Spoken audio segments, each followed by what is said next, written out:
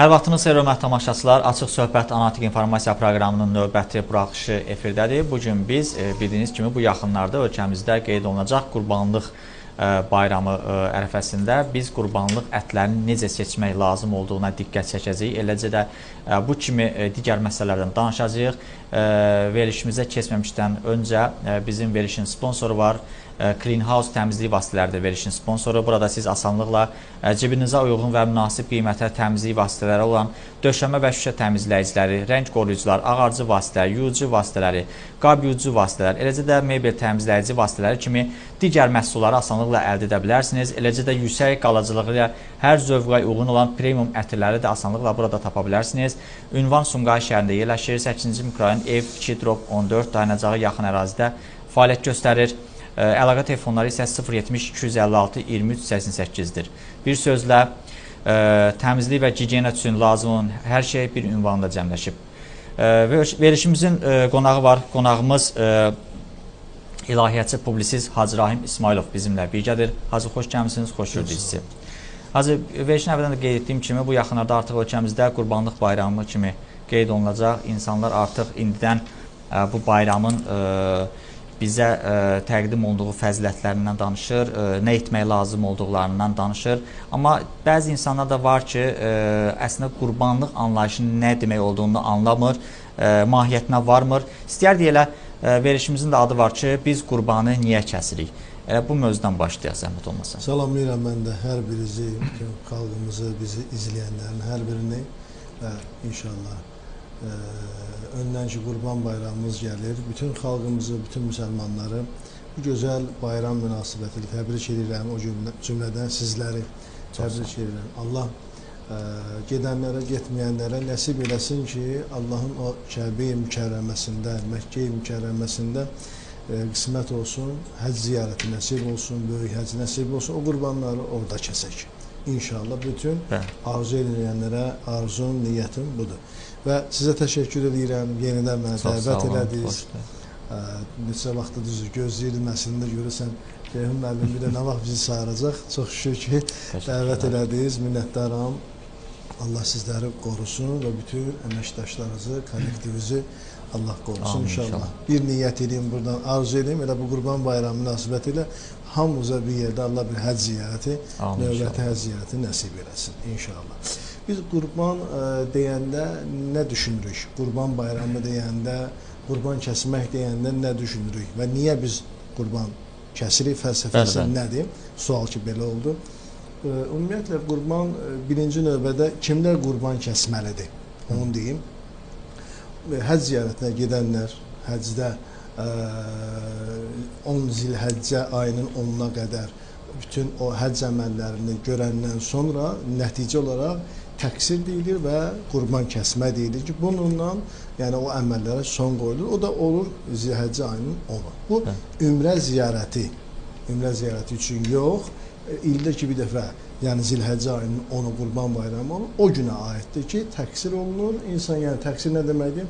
Başının tükünü ilk dəfə gedənlər ümumi saçını qırxmalıdır, amma ikinci, üçüncü dəfə gedənlər elə tükünün bir miqdarını kəssə kifayət edir və sonda nəticə qurban kəsməklə. Qurban nə üçün lazımdır? Nə üçün qurban kəsilməlidir? Allaha onun nə qanı gedir, nə əti gedir. Yalnız biz qurbanı kəsməliyik Allah üçün. Allah rizası üçün qurban kəsib və ehtiyacı olanlar. İndi o növbəti mərhələdə onu deyəcəm. Kimlər üçün vacibdir? Deməli, həcc ziyarətinə gedənlər üçün qurban kəsmək vacibdir. Onlar ki, qurban kəsə bilmirlər və yaxud gediblər həccə, amma imkanı yoxdur, pulu yoxdur, qurban kəsə bilmir, o nə edə bilər? O bir gün oruç tutmaqla onun əvəzini çıxa bilər. Amma yerdə qalanlar, yəni bizlər üçün, biz ki, həccə gedə bilmədik, məsələn, bu il, gələn il, məsələn, gedə bilmədik hansısa bir il, bizlər üçün qurban kəsmək vacib deyil. Bizim üçün müstəhəbdir. Amma burada müəyyən haşiyə var. Allah Quran-ı Kərimdə qurban kəsmə haqqında müxtəlif ayələr buyurur. 3 surənin 6 ayəsi var. 3 surənin 5 ayəsində Allah Quran-ı Kərimdə, məsələn, Kevsər surəsində Pərverdigar aləm buyurur ki, fəsəlli li rabbikə vanhar. Yəni qurban belə deyək də, Rəbbin üçün namaz qıl və qurban kəs. İndi burada mövzu ayənin nüzulu var, yəni nazil olma vaxtı, şəraiti və məqamı, məkanı var. Amma bir təfsirin bir tərəfinə deyim ki, bu həm də qurban bayramı, qurbanı niyə kəsmək lazımdır və qurban bayramı münasibəti ilə qılınan namaz üçün də Allah işarə verir. Və həmçinin insanlar qurban kəsiləndə, yəni Zilhəccə ayının 10-u üçün biz əgər qurban kəssək, yəni həcdə olmayan insanlar üçün İsmail qurbanı deyirik də biz ona. Biz başqa niyyətdən qurban kəsə bilmərik.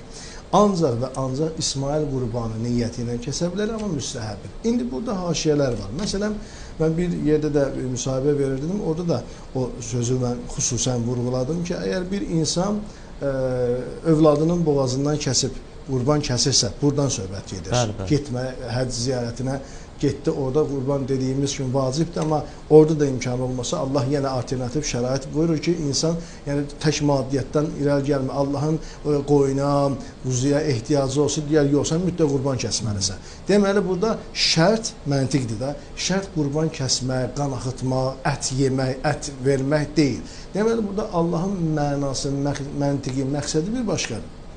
Bir övladının, geyiminin, palının, paltarının, həyat yoldaşının, evinin, ailəsinin hansısa ehtiyacını o əlindən alıb, ehtiyacını qurban kəsməyə verirsə, təbii ki, bu da məntiqən, əmələn düz gəlməz və düz deyil. İndi biz fəlsəfə baxımından niyə qurban kəsirik nəticə? Biraz qısaltdım sözümü. Fəlsəfə baxımından niyə qurban kəsməliyik? Allaha yaxınlaşmaq üçün. İnsan, yenə deyirəm, orada bir şərti vurğuladım, bizi dinləyənlər bir başqa cür məna çıxartmasın ki, yəni sual haşiyə çıxmasın sözümdə, onun üçün əvvəldən o sözüdür. Amma hər bir halda öz malımızdan ki, biz Allah üçün və Allahın xüsusi günlərində Allah üçün qurban kəssək, Allah üçün bir şey xərcləyəndə yalnız biz Allahı xatırlatmaq üçündür ki, fəlsəfəsi də qısa bir sözlə desəm, Allah üçün Allahı xatırlatmaq üçündür, Allaha yaxın gəlmək üçündür. Bəs Hacı, qurban kəsərkən nələrə diqqət edilməlidir? Əsasən də qurbanlıq necə seçilməlidir? Qurban seçimi diqqət olunması məqam budur ki, birinci növbədə onların yaş həddinə baxılmalıdır. Məsələn, biz qoyun qurbanı kəsəndə, qoyundan da qurban kəsə bilərik, keçidən də qurban kəsə bilərik. Ondan sonra inəkdir, camışdır, dəvədir. Bu 5 heyvandan qurban kəsə bilərik və onu da deyim ki, Allah Quran-ı Kərim Həcc surəsində, yadında qalan Həcc surəsinin 34-cü ayəsində buyurur ki, biz hər ümmət üçün qurban kəsmə ayını müəyyən etdik ki, Allahın onlara verdiyi 4 ayaqlı heyvanlar. Bax, burada xüsusi vurğulur. 4 ayaqlı heyvanlar üzərindən onun adını çəkib Allaha yaxınlaşasan. Allah Quran-ı Kərimdə açıq aydın ayə buyurur ki, yəni bizə el dilindən desə, 2 ayaqlıdan qurban olmaz. 4 ayaqlıdan qurban. O 4 ayaqlı hansıdır? Qoyundur, keçidir, inəkdir, camışdır, bir də dəvədir. İndi bəzi insanlar qoyun kəsəndə də şərinə qoyun kəsirlər. Bu da düzgün deyil. Qoyundur, ondan sonra keçidir. Bunlar bir nəfər kəsməlidir, bir ailədən və yaxşı olar ki, ailə başçısı bunu icra eləsin. Ailə başçısı düşsün önə, bunu icra eləsin. Lap özü kəsə bilirsə, özü kəssin. Digərləri, məsələn, bəzi yanaşmalar var ki, hətta onu da deyim ki, bəzi yanaşmalarımız var, məzhəbi yanaşmalarımız var ki, deyirlər, dişi də kəsməyin, mütləq erkək kəsin. Və ondan sonra, məsələn, inəkdir, camışdır, dəvədir, bunu 7 nəfərə qədər insan yığışıb kəsə bilər. Yox, məsələn, şərinə. Məsələn, neçə qardaş, bacı yığılırlar, pul qoyurlar, amma bu böyük heyvanlara aiddir. Da, yəni deyirəm, inəkdir, camışdır, dəvədir. Bunları, məsələn, bir neçə dost, qohum, əqrəba, yaxın, ev əhli yığışır, pul qoyur, məsələn, 5 manat pul qoyur ki, biz bir yerdə bunu kəsir, sonra onu bölürlər. Neçə yerə paylamalıyıq, kimlərə verməliyik? Müxtəlif yanaşmalar var. Məsələn, bəzi bir yanaşma deyir ki, 3 yerə bölsən, bəzilər 7 yerə deyir. 3 yanaşma var ki, deyir, məsələn, onun 3 yerə bölürsən, bir payı mütləq kimsəsizindir, imkanı olmayandır. İkinci payı qonşu, qohum, əqrəbanındır. Üçüncü payı özündür. Amma bizdə məhşur olan 7 paydır.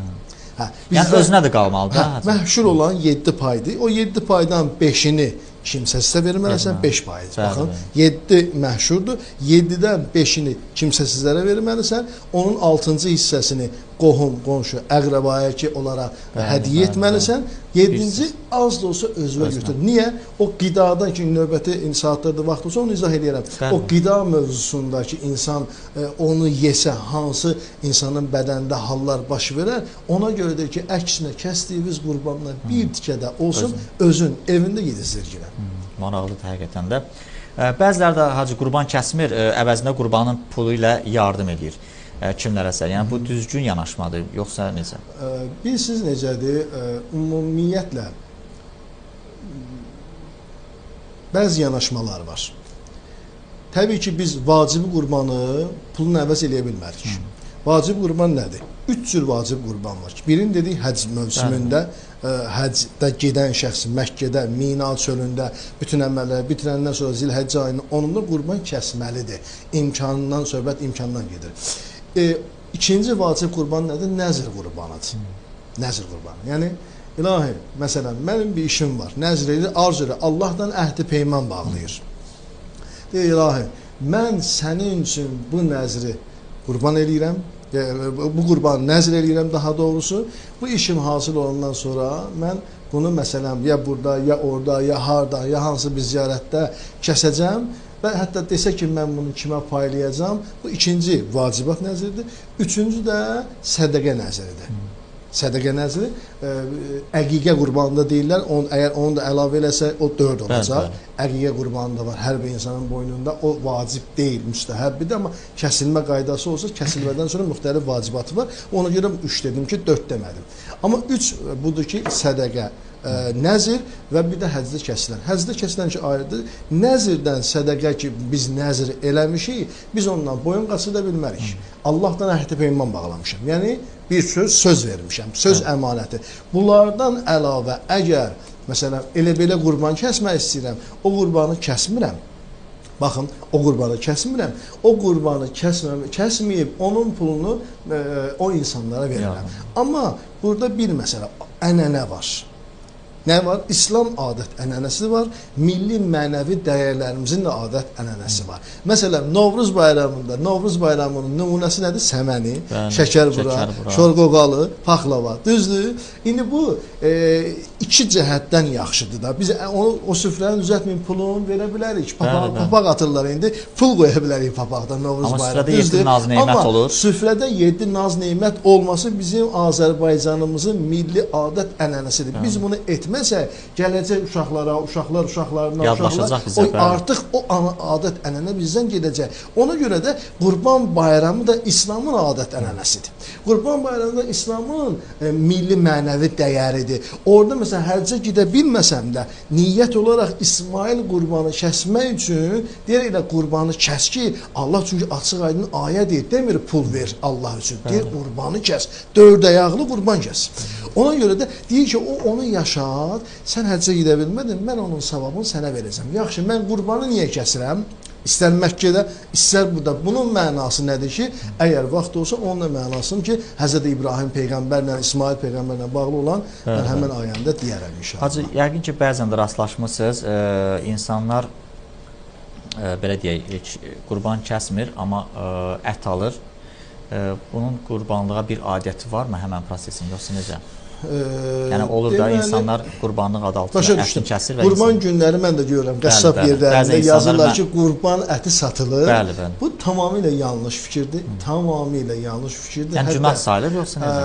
Hətta insanları aldatmaq üzü ilə günah ola bilir. Yəni insan onu alanda da günah qazanır, yoxsa onu kəsən yox, indi belə deyək də, onun üçün mən o vurğunu vurur. Əgər bir insan innəməl ə'malu bin niyyə, Həzrəti Peyğəmbər əleyhissalam buyurur. Deyir, əgər bütün niyyətlərdən Allah xəbərdardır. Sən əgər bir insanı allatmaq niyyəti ilə onu qurban kimi kəsib ora cəmaata satsan, onun kəsdiyi də haramdır. İnsan haqqına girir, insanı alladır. Mənən o günahdır. Onu bilə-bilə geyib alanlar üçün də o günahdır. Və yaxud aldısa, o qurban hökmündə deyil. Elə bir gündəlik ət alır, həftəlik ət alır, gündəlik o adi bir ət hökmündədir. Bir mənanın mənəvi baxımından insanlar özü-özlərini allatmasınlar. Qurban əti satılmaz. Qurban əti kəsilərək satılmaz. Qurban əti, yenə təkrar edirəm, yalnız Allah üçün kəsilib, Allahın onun nə atına, nə qanına ehtiyacı, heç nəyə ehtiyacı yoxdur. Qurban əti kəsilib kimsəsizlərə, lap elə imkanı olana da ki, verib, qonşuya, qohuma, əqrəba, pay kimi versən də, onu qurban niyyətini yeyəndə kimi xatırlayır? Allah Quran-ı Kərimdə buyurur ki, yeri göyü xəlq eləmişəm. Biz yeri göyü xəlq elədik. Biz bütün bəşəriyyəti, kainatı xəlq elədik, sənə yaratdıq, verdik. Ondan imkan ver, amma Allaha xatırla. İndi mən də qurban deyəndə kimi xatırlayıram?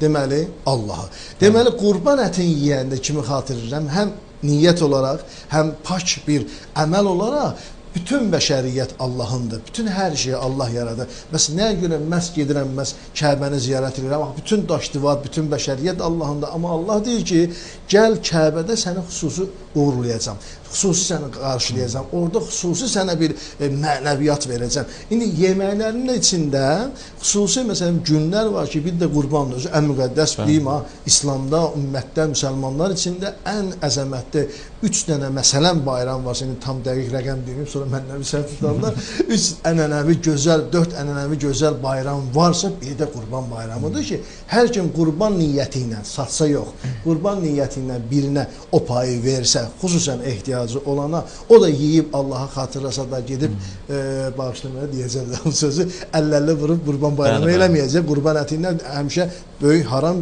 bir dənə haram günah iş görər, amma onu etməkdən böyük 10 dənə, 100 dənə haram bir iş görər. Yəni o qurban niyyətindən yesə insanlara böyük bir şans olar, daha da Allaha yaxınlaşmaqda vasitəçi olaram ki, mən qurban ətindən insanlara vasitəçi oldum. Bəzən elə mövzunu çəkər demişkən, mən belə bir mövzudan bir qədər kənara çıxmaq istəyirəm. Elə siz içkidən danışdınız. Bəzi insanlar olur ki, yas mərasiminə qatılır, yaxınlarının, ya kimlərinsə yas mərasiminə və oradan çıxandan sonra hər hansı bir yerdə içki içirlər. Bu necə, yəni günah sayılırmı, yoxsa necə? Ümumiyyətlə, təbii ki, içki içmək tamamilə haramdır. Sizə yazsın əvvəl, sizə sonra. Amma, aysa, indi onu demək istəyirəm. Amma xüsusi adətlər var, xüsusi günlər var. Məsələn, indi belə bilin, mən uşaqlıqdan belə görmüşəm. Yəqin siz də bu şeylər, biz də indi Azərbaycanlıyıq da, əlhamdülillah. Həmişə Ramazan ayı gələndə içki içənlər də belə tərk edirdilər. Heç olmaya bir ay içmirdilər. Məhərrəm ayı gələndə, Məhərrəm səfər ayı gələndə heç olmaya 60 gün içmirdilər. O dözə bilməyən heç olmaya 10 gün gözləyirdi. Düzdür? İndi belə deyək də, hamısı bizim vətənpərvər insanlarımız deyir, söz yox. İndi biri içər, biri içmə, amma tövsiyəmiz budur, bunu etməsinlər. Həm daxili ziyandır, həm mənəvi ziyandır, həm cismani maddi ziyandır. Amma o yas yerlərindən ki, çıxıb içmək, yəni o eynən həmən o qurban ehsan mövzusundadır. Əgər bir insan ehsan yeyib, qurban ətindən yeyib getib məsələn, elə bir ki, bir növ Allaha daha da bir üsyan etmək. Biri o hər gün üsyan eləyir. Necə ki, biraz bənzətsək onu, əstəğfirullah, bənzətsək valideyn övlad münasibətinə, valideyn, uşaq hə deyir, gedir öz işini görür, valideynə əhəmiyyət vermir. İndi cavandır da, bir də var ki, üzünə deyərəm, ağ valideyn olur. O an, yəni, biz Allaha daha da böyük üsyan etmiş kimi oluruq. Düzdür. Hacı, suallarımız həddən artıq çoxdur. Bəziləri də bu qurban bayramı günü əsasən də heyvanların haqlarından danışırlar və bu bayramı qəbul etmirlər və deyirlər ki, bir növ heyvanların qətliamı günüdür bu. İslam bəs bu barədə nə deyir bizə? Bayaq ki, sualınızı və xatırladarsınız necə kəsilməni, onu deyirsiniz, onu mən unutdum cavab verməyə. Amma bu suala cavab verim. Ümumiyyətlə, mən o insanlara deyərdim, bəyəm Allah çox bilir, ya siz çox bilirsiniz. O qətliamı, çünki biz açıq aydın, Quran-ı Kərimdə Allah bizə bu ayətləri buyurur. Açıq aydın bizə deyir ki, Allaha yaxınlaşmaq üçün biz sizə qurbanlar təyin etdik.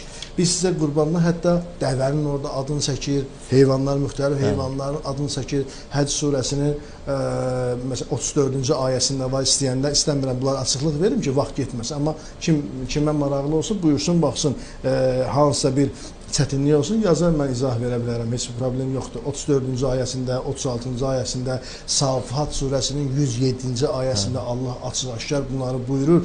İndi biz ayəyə baxsaq, bir şey anlaya bilməsək, təfsir mənasında, yazsınlar biz izah edək. Amma bir məsələ var.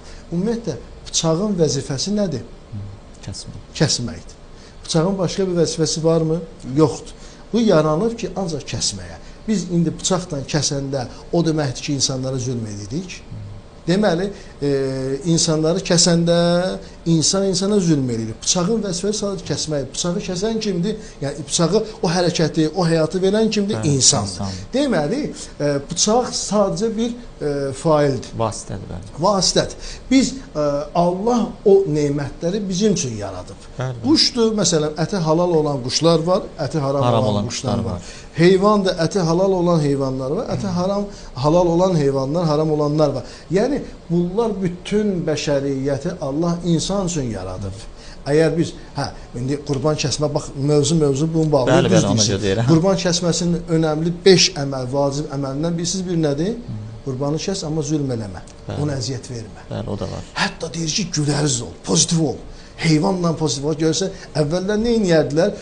Şərt biri budur. Üzü qibliyə olmalıdır, yəni boğazı qibliyə baxmalıdır, boğaz tərəfi.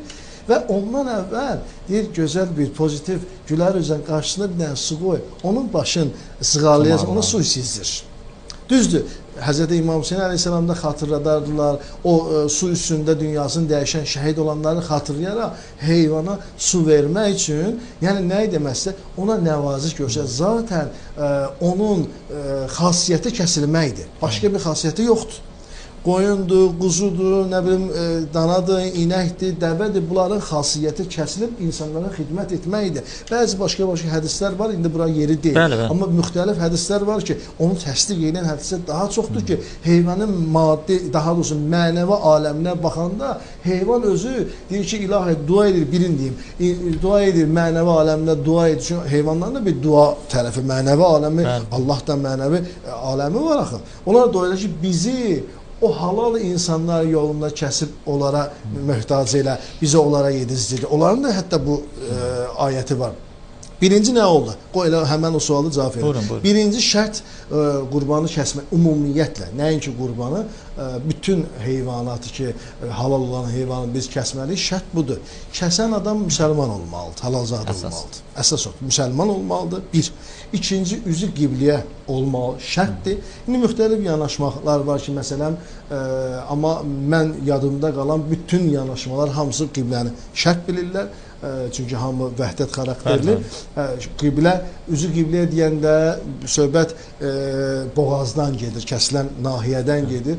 Üçüncü budur ki, kəsiləndə Bismillah, Allahu Əkbər demək şərtdir, mütləq şəkildə Azərbaycan dilində, ingilisində, başqa dildə yox, mütləq ərəb dilində Qur'anın ayətinə uyğun olaraq Bismillah, Allahu Əkbər demək şərtdir, bir dəfə vacibdir, 3 dəfə, 5 dəfə müstəhəbbidir. Məsələn, Qurban bayramının müxtəlif duası var, onu da bıçaq üzərinə oxuyurlar filan, amma yaxşı olar ki, elə o qurban kəsiləndə elə həmən o dua oxunsun, müstəhəbdir, vacib deyil. Müstəhəbdir o duanı oxusun Allah'ından izin istən ki, biz o qurbanı kəsirik. Üçüncü şərt budur. Dördüncü şərt budur ki, kəsəndə 3 hissədə hulqum tərəfdən nəfəs borusu, bir də qida borusu mütləq kəsilməlidir və ondan sonra su ilə o pak olunmalıdır. O qan oradan tərtəmiz yuyulmalıdır. Bu şərtlər olmalıdır. Və onu da deyim ki, Qurban bayramı günü nəzr qurbanları, deyim qurbanları yox, yalnız İsmail qurbanı kəsilə bilər. Yəni, məsələn, bir insanın nəzri varsa, biyaq o haşiyə toxunmadım, o biyaq sözə ki, müxtəlif nəzir niyazlar var ki, insanlar əhd bağlayırlar, söz verirlər ki, mən bunu kəsəcəm, eləyəcəm. Onlar qurban bayramı günü, necə ki, Ramazan ayında ancaq Ramazan bayramı vacibi orucu tutula bilər, qəza orucu, nəzr orucu, deyim orucu tutula bilməz. Qurban bayramı günü də yalnız qurban bayramı günü yalnız İsmail qurbanından söhbət gedir ki, onu da fəlsəfəsinin sonunda deyəcəm ki, nəyə görə qurban nazil oldu bu bayram? Bəs hacı, bu qurban, kəsilmiş qurbanda heyvanın dərisi ilə necə rəftar olunmalıdır? Bir çox insanlar bunun məlumatlı deyirlər, istəyən elə buna toxunaq bu məsələyə. Dərisi deyəndə, yəni? Kəsilmiş heyvanın dərisi var, onun rəftar necə olunmalıdır? Ümumiyyətlə, bütün növ, bax, bir yaxda qeyd elədim ki, heyvanlardan, yəni xüsusən qurban kəsiləndə ona yaxşı rəftar olunmalıdır. ona əziyyət edilməməlidir. Bir dəfəyə kəsilməlidir. Hətta bıçaq da o qədər iti olmalıdır ki, bir dəfəyə kəs ki, heyvana əziyyət verməlidir. İndi onun üzvləri məsələn, təbii ki, indi məsələn müəyyən ət filan yeyilir. Heyvanın məsələn yundan istifadə edirlər. Qədimdə bütün yorğan döşəklərimiz hamısı yun idi. Südündən istifadə, yağından istifadə edirlər. Bəli, istifadə olunurdu. Onun dərisindən halal yolla istifadə edilməlidir.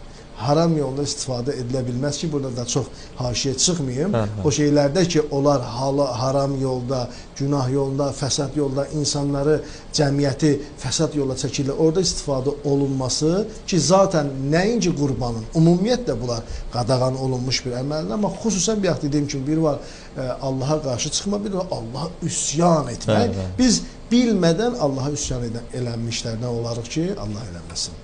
Bir qismdə var ki, Hacı, yəqin siz də şahid olursunuz, istər sosial şəbəkələrdə, mətbuatda və digər vasitələrdə qurbanlıq heyvanlar kəsilməmişdən öncə bunu bəzəyirlər, lentlə bağlayırlar, başına çadıra qoyurlar, xına yaxırlar.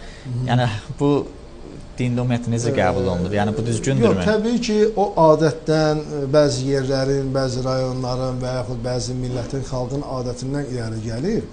Ümumiyyətlə, təbii ki, İslam israfçılığa qarşıdır. İslam çox israf olunmasına hər sahədə qarşıdır və bu sahədə də, məsələn, biz əvvəllər görmüşdük ki, gəlin evinə gedəndə, nişanlı olanda, İndi özündə də var.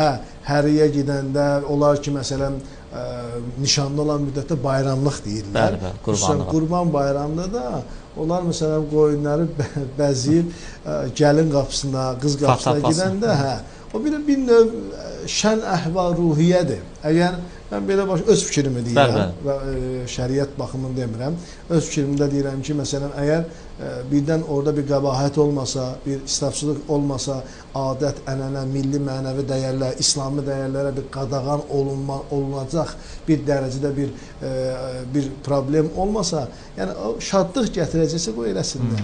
Onunla onların qəlbi şad olacaqsa, onunla o yeni qurulan ailə xoşbəxt olacaqsa, onunla yadda qalacaqlarsa və o milli, mənəvi ailə dəyərlərimizi və sonradan ki, uşaq dünyaya gələcək, o uşağın da Azərbaycan vətən oğlu, qızı kimi böyüdəcəklərsə, nə qədər o netdən, fotodan bağlayırlar, qoy bağlasınlar. Tək ki, bizim adətimiz yaşasın, tək ki, bizim Allah yanında əməlimiz daha üstün olsun.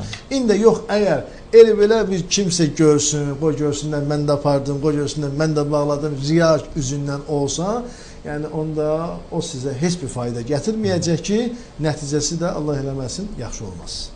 Bəs qurbanlıq heyvan mütləq erkək olmalı, yoxsa bu dişi qurbanlıqlar kəsilərlər? Onu mən sözümün əvvəlində dedim, bəzi yanaşmalar var ki, fərq qoymur. Dişi də ola bilər, erkək də ola bilər. Amma bəzi yanaşmalarımız var ki, orada erkək olması daha yaxşıdır ki, o erkək olsun.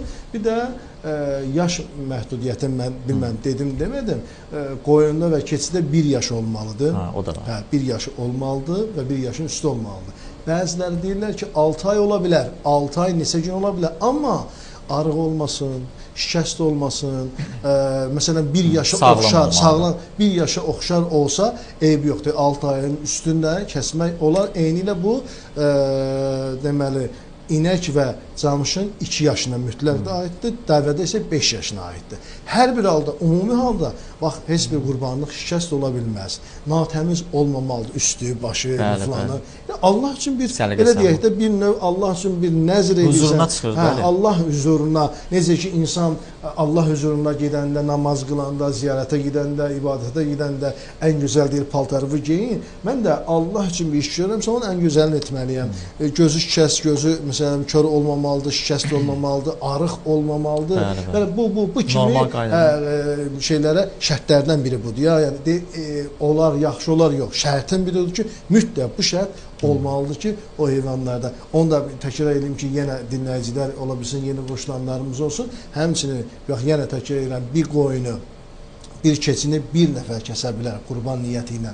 Fərqi yoxdur. İstər deyim qurban olsun, istər İsmail qurban olsun. Bir nəfər kəsə bilər, amma inək camış dəvədir ki, 5 yaşında, dəvə 5 yaşında, camış inək 2 yaşından yuxarı olmalıdır. Onu 7 nəfərə kimi bölüşüb kəsə bilər. Təbii ki, ən yaxşı tək kəssinlər. Və onu da deyim, 2 ayaqlı toyuqdur, nə bilim, qazdır, bəzilər olur, hinduşkan kəsirlər. Yox, bunlar qurban, nə deyimə getmir, nəzr eləməyin ki, qurban. Onlar qurbana getmir. Allah birbaşa açıq aydın Qur'an-ı Kərimdə buyurur, o ancaq 4 ayaqlara aiddir ki, niyyətimiz ən son bunu deyim, yəni bu mövzuda ən son ancaq Allah rizası üçün kəsilən qurbanlar qurban hesab olunur. Başqası üçün başqa niyyət olunsa, onlar Allah. Hətta deyir, özün də Allaha qurban versən, özün də qurban versən, Allah üçün olmasa Allah onu qəbul etmir. Məcazi mənada yəni.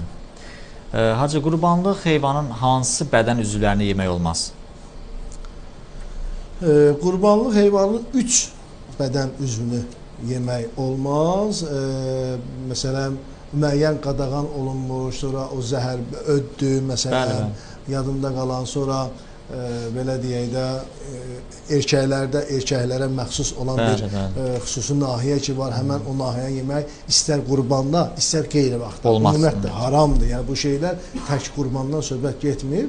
Məsələn, amma əqiqə qurbanı var. Əqiqə qurbanında ki, dedim, o müstəhəbbidir. Amma insan 50-60 yaşında da olsa, 1 yaşında da olsa, o qurbanı kəsmək yaxşıdır. Tövsiyə olunur, özə şiddətli tövsiyə olunur.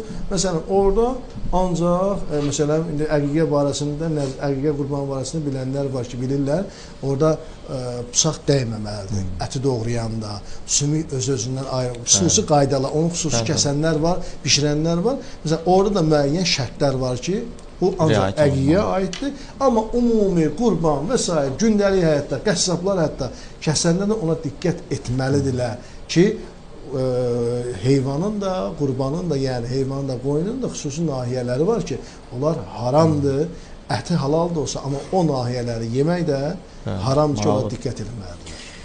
Bəzən də olur ki, hacı, insanlar var, elə əksəriyyətin banka kreditləri var, borcu var. Bəs krediti olanlar necə, qurban kəsə bilərmi? Sual veriblər, yoxsa özünüz deyirsiniz? Yox, ümumiyyətlə, mənə maraqlıdır. Çünki sosial şəbəkələrdə mütəmadi bu məsələlər müzakirə çıxarılır, mənim üçün də maraqlıdır ki, yəni krediti olan şəxslərin qurban kəsməsi. Borcun, baxın, 3 növ var. Keçən dəfə mən bu sual barəsində biraz mübahisə deməyək, yəni elmi cəhətdən biraz söz düşdü. Mən orada da o sözü dedim. Bu borcun 3 növü var. 3 cür borcu var. Bir haqq, bir hesab, bir ixtiyari. Haqq nədir? Valideyn haqqı, övlad haqqı, həyat yoldaşının haqqı. Haqq yəni bu. Yəni, məsələn, bir də var ki, bəli, götürdüyün müəssisədən istəyir kredit olsun, istəyir borc olsun, istəyir nə olur olsun, onun haqqı.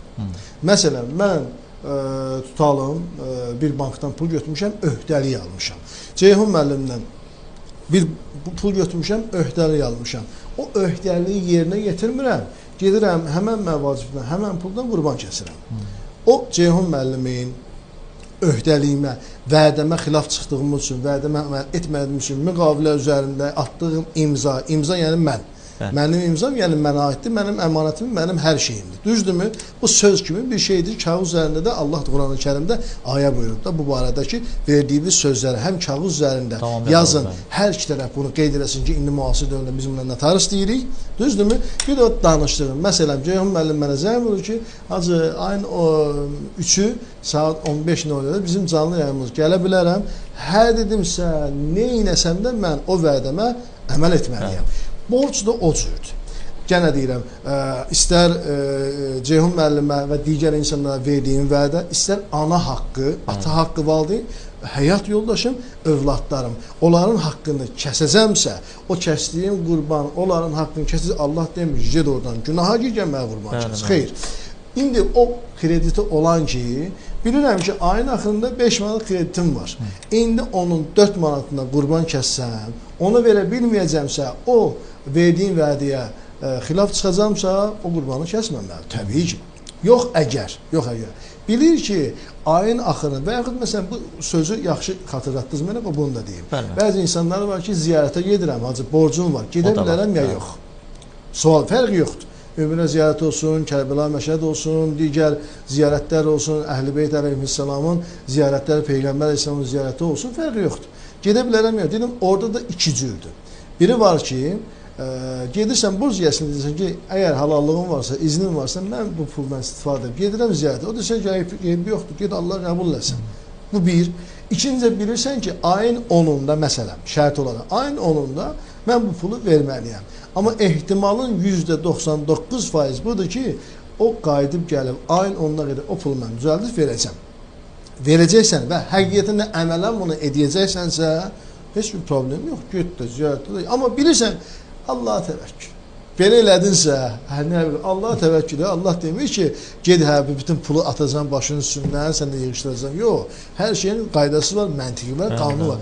Sən Allaha təvəkkül elə, amma bir gün Həzrəti Peyğəmbər əleyhissalam Mədinədə xütbə edirdi. Bir nəfər dəvənin ipindən tutub gəlmişdi, baxdı elə heyranla Peyğəmbərə qulaq asırdı, dinləyirdi. Həzrəti Peyğəmbər təvəkküldən danışırdı, Allaha təvəkkül edin, hər şeyinizi Allahdan istəyin, Allah onu mütləq eləyə, amma o ləyaqətiniz olsun ki, Allaha söz deyən Allah onu eşitsin. Hörmətli olun Allahın yanında da, bağışla bədə, çöldə qalan Allahdan istəmiş ki, Allah ona verməyəcək. Niyə? Çünki Allahın sənin səsin, mənim səsim çatmayacaq. Mütləq Allaha hörmətli olun. Bu neynədir? Həmən bu ərəb dəvənin ipini buraxdı, Allah sənə təvəkkül. Gəldi, oturdu, başladı Peyğəmbərin söhbətlərindən qulaq asma. Peyğəmbər əleyhissalam söhbətini qutarandan sonra hamı dağılışı gördü, bir ərəb, ora qaçırıb, bura qaçırıb, deyir, ay şeyx, ya şeyx, nə olub sənə, nə axtarırsan? Dedi, bəs dəvəmi itirmişəm. Dedi, sən nə eləmişsən dəvəmi? Dedi, siz ki, belə danışırdınız. Dedim, Allah, sənə təvəkkül, buraxdım dəvəmi, oturdum, burandan sonra gördüm, dəvəm yoxdur. Allaha təvəkkül eləmişdim, amma dəvəmi itirib. Dedi, Həzrəti Peyğəmbər əleyhissalam bir tarixi bir söz dedi. Dedi, birinci Allah sənə ağıl verib. Birinci o dəvənin ipini bağla bir yerə. Bilirsən ki, dəvə ağılsızdır. Hara sizə gedəcək, başı götürüb gedəcək. Ağıl yoxdur. Dəvənin ipini bağla. Ondan sonra deyən ki, Allah, sənə təvəkkül edirəm. Bunu sənə əmanət verirəm. Axı sən Allah sənə verdiyi ağıldan istifadə etməyərək bunu edirsənsə, Allah ona sahib çıxmayacaq. İndi biz biliriksə, həqiqətən mənim aylığım, məvacibim sonda qayıdıb o krediti, o borcu o insana verə biləcəmsə, o qurbanı da kəsə bilərəm, o ziyarətdən gedə bilərəm. Gəldim ki, hazırdır kimsə haqqına girməmək şərtilə. Biraz çox uzandı, üzr hesab edir. Maraqlıdır. Yəqin ki, suallarımız var. Hacı, son olaraq insanlarımız da bayram namazı qılmaq istəyir həmən ərəfədə. Ümumiyyətlə elə onlara başa salaq ki, bayram namazı necə qılınmalıdır?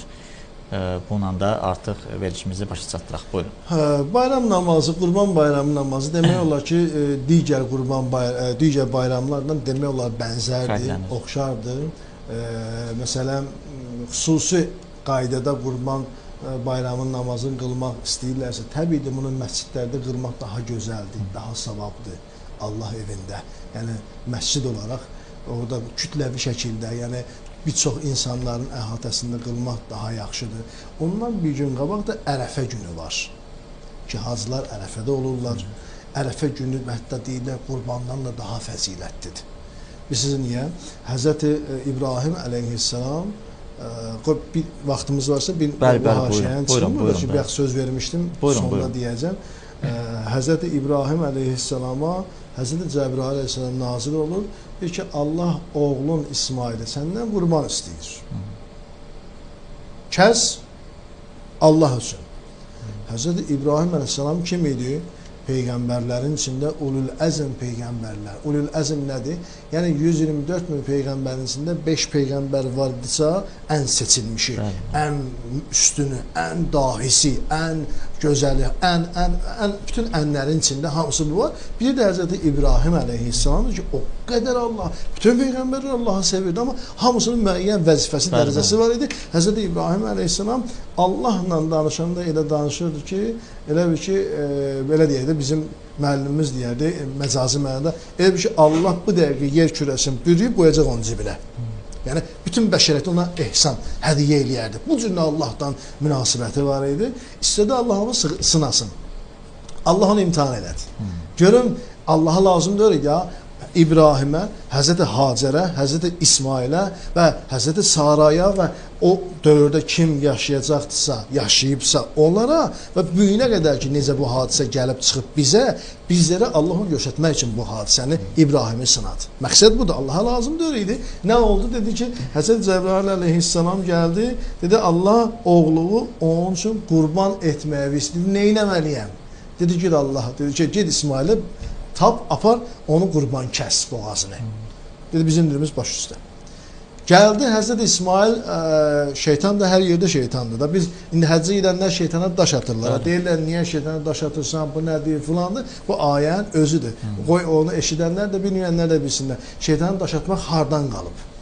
Həzrəti İbrahim əleyhissalam ki, Cəbrail əleyhissalam nazil oldu. İndi gedir İsmail. Tarixə bax, İsmail əleyhissalamı ki, getsin, onu götürsün, gəlsin, qurban kəssin. Bu münvanda şeytan insan cildinə girir, Həzrəti Hacər əleyhissalamın qarşısına çıxır. Hacər kimdir? İsmail peyğəmbərin anası, Həzrəti İbrahim peyğəmbərin birinci həyat yoldaşı. Bu hadisə biraz böyükdür, qısaldıram. Əgər kimisi bu sual olsa, yazar, mən cavab verərəm. İnsan cildinə çıxır ki, bilirsən İbrahim oğlun İsmail hara aparır? Dedi, hara aparır? Deyir ki, Allah aparır, qurban başını kəsməyə. Həzrəti Hacər cavabında nə deyir? Başa düşür ki, bu şeytandır. Daha peyğəmbər həyat yoldaşıdır da. Həyat yoldaşı peyğəmbərə tay olmalıdır ya yox. Başa düşür şeytan dedi ki, əgər İbrahim dedisə buna Allaha aparamsa 1000 dənə oğlum olsun, Allaha qurban olsun. Yerdən götürüb daş atır.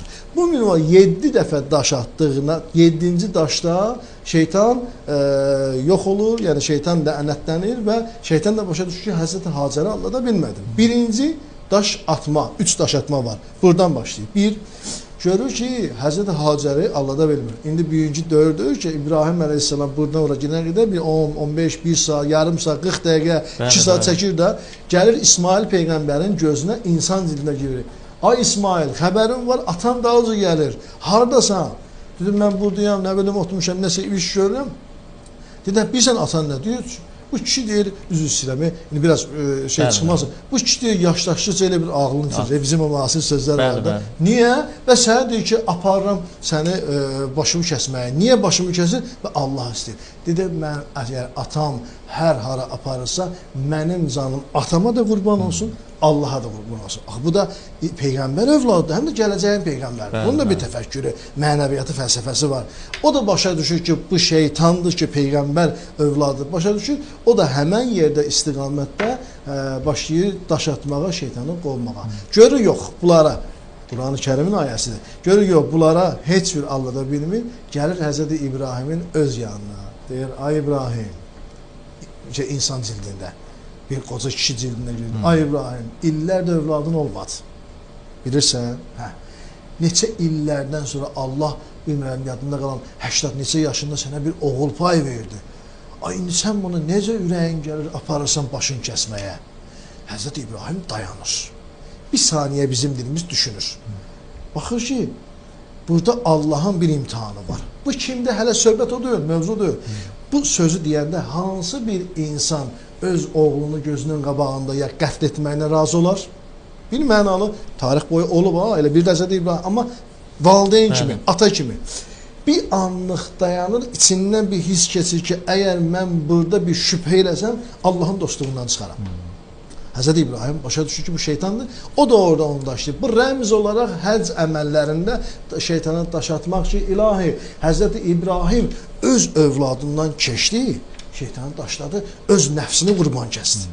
Mən də rəmz olaraq, bax, niyyət edirəm, ilahi, öz nəfsimdən keçirəm, hər şeyimdən keçirəm ki, pulumdan, maddiyyatından keçmişəm, bura gəlmişəm, bu qədər əzab, əziyyətlərin 1%-ni mən burada görürəm. Daş atıram ki, sənə söz verirəm ki, şeytanı həm əmələn daşlayıram, həm niyyətlə, mənəviyyatımla daşlayıram ki, ilahi, mən şeytana bir daha uymayacam. Mənası bu idi. Amma Həzrəti İbrahim nə elədi? Gəldi, Allah ki, vədə verib ki, Həzrəti mütləq mən bunu keçəcəm. Gəlir həmən o yerdəki, Allah qismət edəsin, gedənlər görüblər, o yerdəki Həzrəti İbrahim əleyhissalam, İsmail peyğəmbəri bizim dilimiz uzadır ki, başlayır onu kəsməyə, nə qədər edir boynun boğazını kəsə bilmir. Hətta deyir, tarixdə var ki, əlinə bıçağı daş divara vurur, o qədər it olur ki, daş divarı bölür, amma kəsə bilmir. Həzrəti Cəbrail əleyhissalam nazil olur, deyir, ya İbrahim, Allah sənin oğlunun başını kəsməyə heç vaxt razı olmaz ki, razı da olmadı. Səni Allah imtihan elədi.